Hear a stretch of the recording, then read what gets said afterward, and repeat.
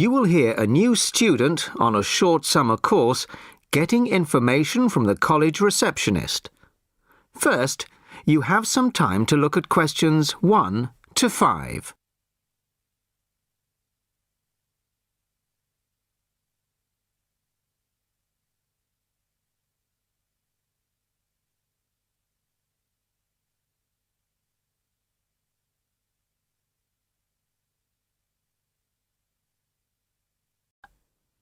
Now the test will begin.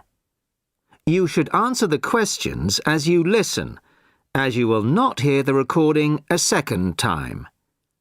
Listen carefully to the first part of the conversation and answer questions 1 to 5.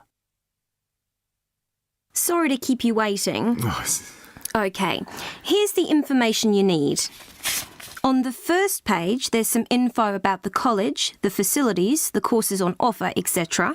Then, on these blue pages here, there's an outline of the social activities. You see there, OK? Yes.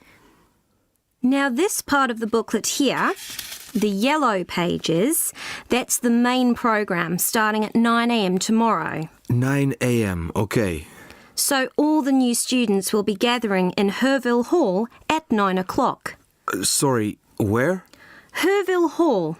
I'll spell it for you. It's Hervill,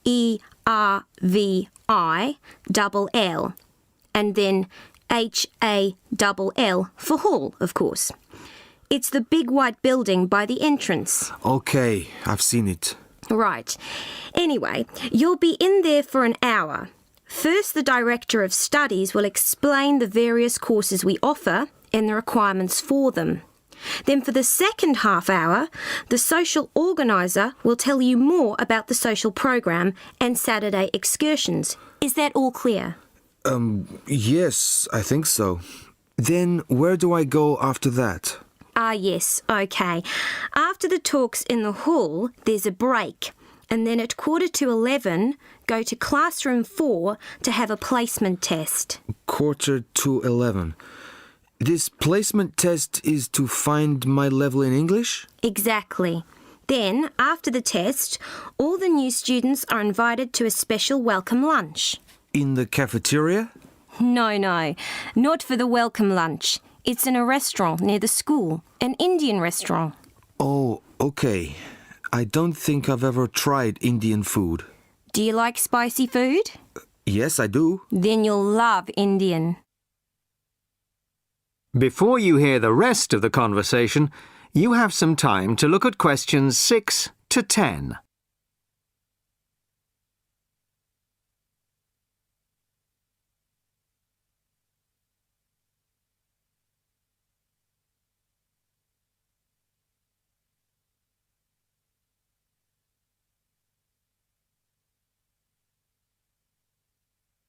Now listen and answer questions 6 to 10. So, where's the Indian restaurant? Don't worry, it's really easy to find. Have you got that map I gave you? This one? Yes, that's it. See here, the main entrance to the school? Yes? Well, don't go out of there. There's a smaller entrance here, round the back. Oh, yes, I see. OK, so you go out of there, past the phone box, and then turn right into this road here, the one that goes along the side of the park. You'll see a supermarket on the left, and then it's just after that on the right. It's quite a big place. You can't miss it. OK. And one more thing. Is there a post office near here? Post office? Oh, yes, of course. Just the other side of the park. Go through the middle of the park, and it's there by the park entrance. Thanks a lot. You're welcome. Oh, there's a good cafe near here too. Very popular with the students. Just there. You go out of the main entrance into Varley Road, then turn left at the bank, and it's at the end of the street. They do amazing coffee. That's great. Thanks very much. No problem. Enjoy your course. Thanks again. Bye.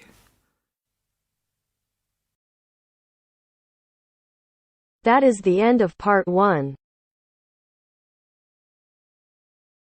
You now have half a minute to check your answers.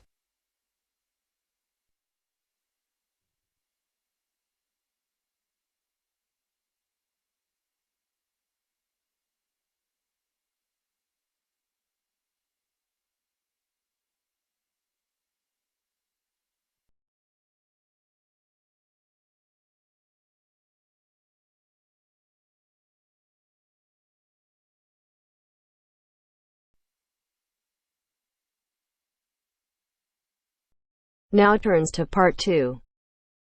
Part 2. You will hear a podcast on Canberra's theme park. Now you have some time to look at questions 11 to 16.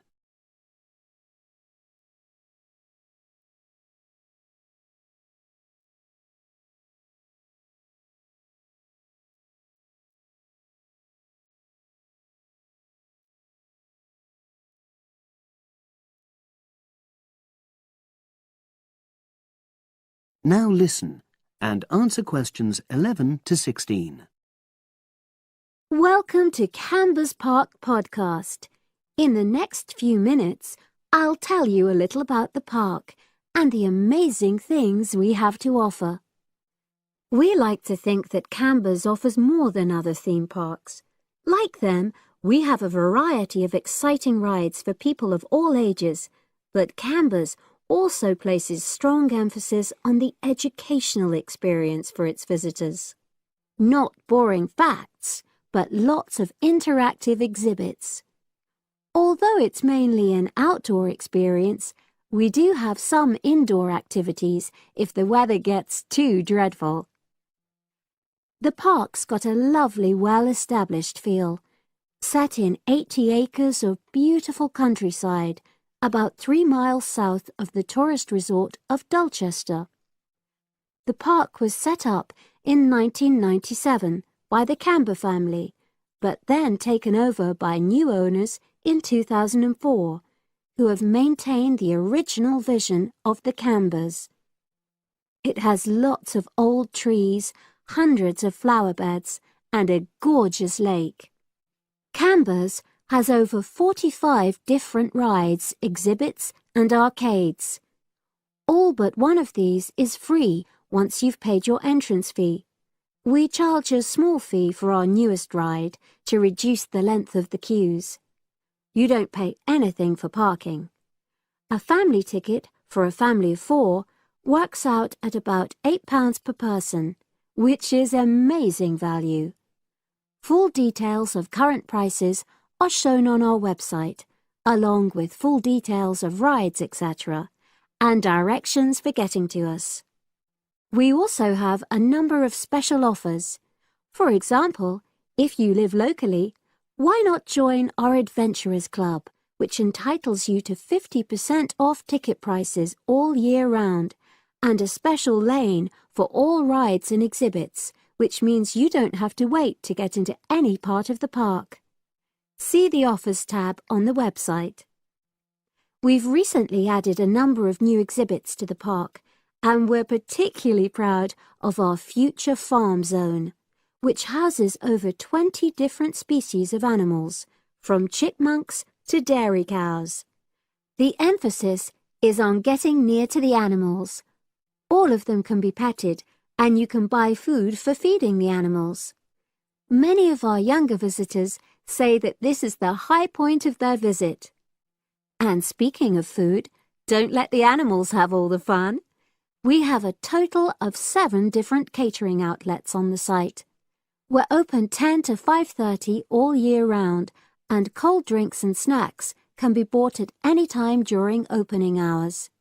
And hot food is available most of the day in the Hungry Horse Cafe from 11 until 5, just half an hour before closing time. Now you have some time to look at questions 17 to 20.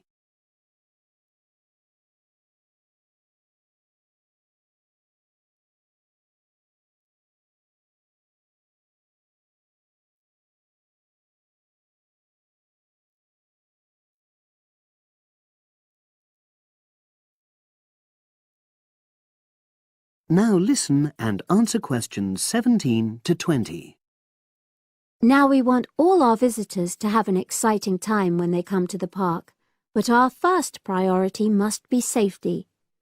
Parents and guardians know their children's behaviour and capabilities, but here at the park we have set certain conditions for each of the rides to ensure that all visitors get the maximum enjoyment out of the experience and feel secure at all times. There are 4 major rides at the park.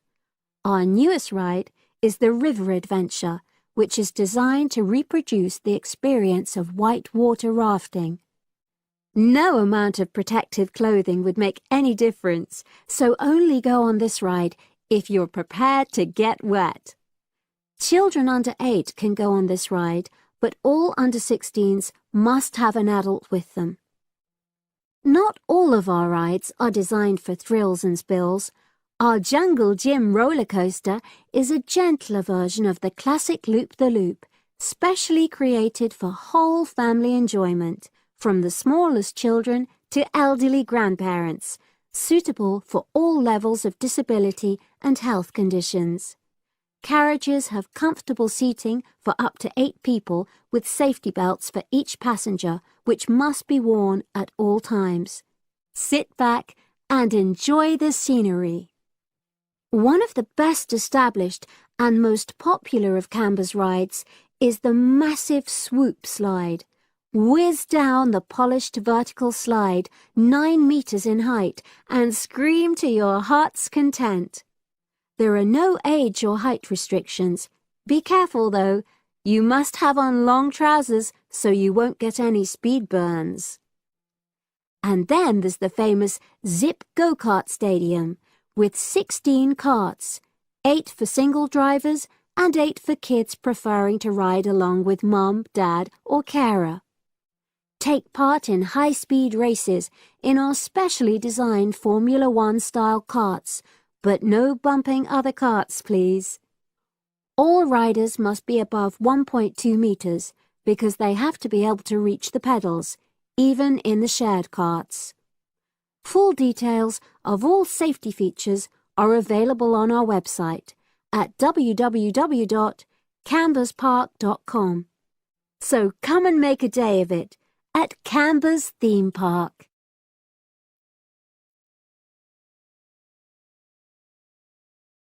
That is the end of part 2. You now have half a minute to check your answers.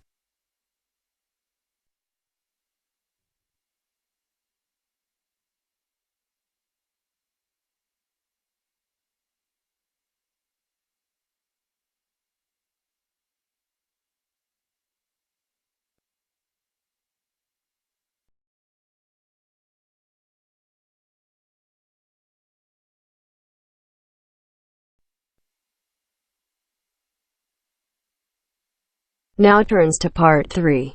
Part 3. You are going to hear a lecture about the Miners Hotel. First, you have some time to look at questions 21 to 24.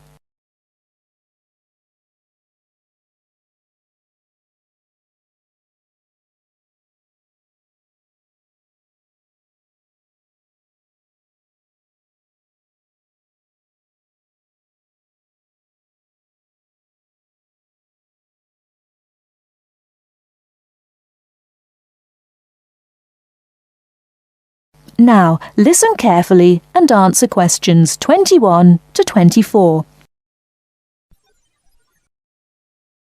Good evening and welcome to the Miner Hotel. We are pleased to have you as our guest. I will give you a brief information session to tell you everything you need to know to make this a pleasant stay. The Miner Hotel was built in the 1850s, during the Gold Rush period, also nicknaming our state the Golden State. People from all over the country and even from other countries came to seek their fortune here in these hills, creating cities overnight. In this city, many Gold Rush hotels soon opened up. This particular hotel was built in 1851, but was destroyed during an earthquake. It was rebuilt in 1995 to recreate the feel of the Gold Rush, complete with articles and actual photographs from during the 1850s. Our hotel is divided into two buildings, one called the Gold Tower and the other is named the Fortune Tower.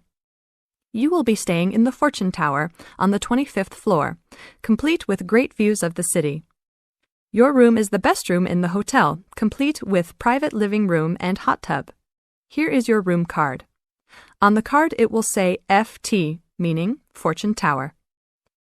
On the bottom of the card it will say 2515.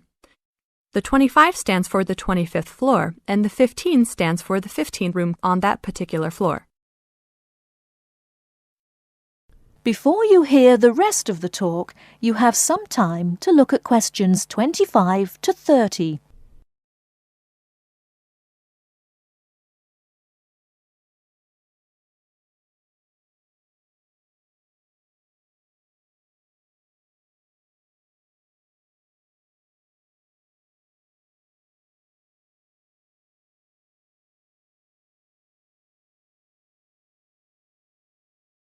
Now listen and answer questions 25 to 30. There are emergency exits in both towers of the hotel. They are located on the south side, opposite the elevators. Please use these in case of a fire or other emergency. We have some special events happening this week. Our Miners Diner is offering a special Miners Buffet dinner this Friday and Saturday for only $20 per person. This special includes all food, not including drinks and alcohol, and shows for the night. The buffet will be available from 5 to midnight. Because of the historical significance of our hotel, there are some special rules. The first rule is that there is no smoking allowed anywhere in the building, not even in your own room. This is not only to ensure the safety and health of our guests, but also the furniture and pictures can be easily damaged by smoke and other harsh treatment. Please remember that there are items of furniture over 100 years old here, so respect the rules by not smoking. Secondly, please do not take pictures using a flash of any of the drawings and paintings in the rooms or hallways, as they are old and fragile. We are doing our best to preserve a national treasure, so please help us in doing so. Lastly, you will only have one set of towels and bed sheets per 3 days. This is to conserve the water supply, as there are frequent droughts this high up in the hills. If there are any further questions, the staff of the hotel will be available to answer your questions. In the event that no one is able to answer your questions, I will also be available from 8 a.m. to 5 p.m. each day in the concierge. I hope you enjoy your stay here with us. Thank you very much. That is the end of part 3. You now have half a minute to check your answers.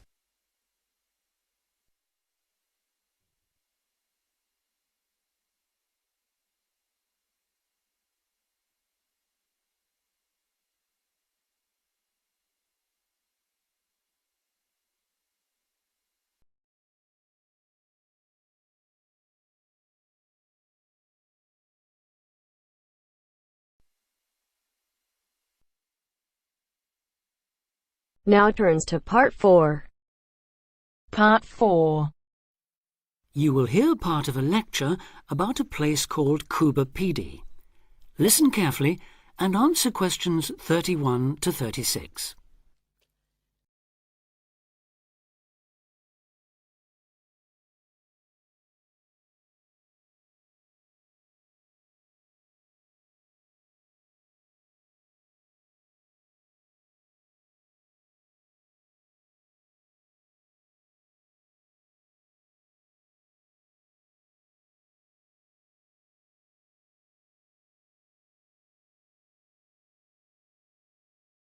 Listen carefully and answer questions 31 to 36.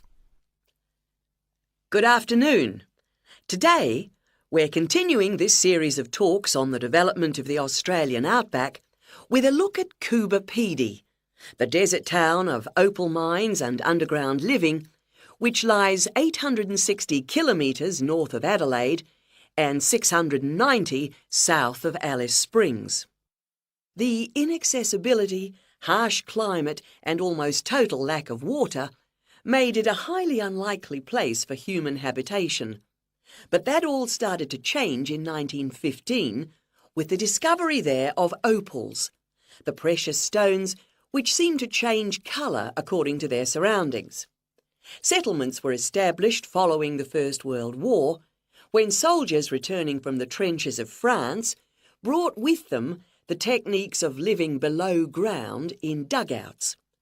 The depression of the 1920s and 30s led to many prospectors leaving, but the town boomed again in the late 1940s when shallow new opal fields were discovered, and immigrants from Europe arrived in large numbers after the Second World War.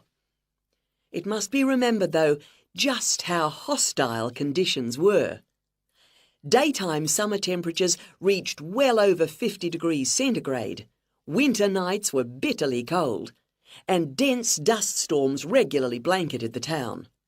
To cope with this, more and more people began living in disused mines and purpose-built subterranean houses, where the temperature remains at a comfortable 25 degrees all year round, so that eventually around 70% of the town's inhabitants had made their homes beneath the surface. This led to the construction of hotels and even churches below ground, as well as an entire underground shopping centre, the only one in the world.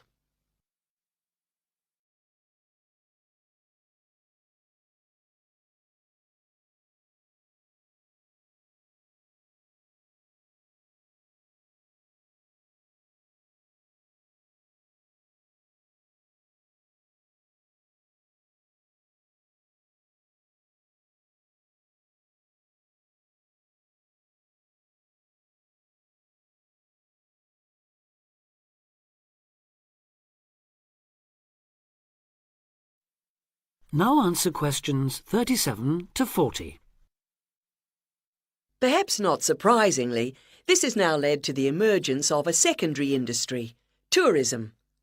Increasing numbers of visitors come to see the tunnels and the caves with their ventilation shafts, the weird machines lying about in the town, and, just beyond it in the scorched red desert, the conical hills thrown up by the world's biggest opal mines.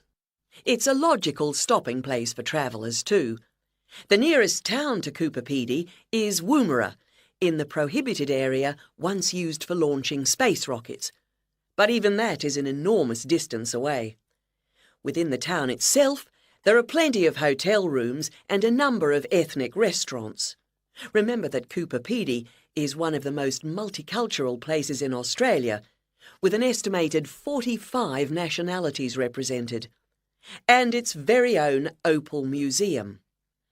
A short distance from town, there's a section of the enormous barrier that runs thousands of kilometres across the country, the dingo fence, which is meant to keep these predatory wild dogs out of the sheep farming areas. Another attraction just outside town are the sets of various films made there, including Mad Max 3, as well as The Red Planet and Until the End of the World. Names that reflect the harshness of the terrain and temperatures there. The name Coober Pedy, incidentally, comes from an Aboriginal expression meaning white man's hole in the ground. Next, I'd like to go on to talk about Broken Hill, another mining town, but one that...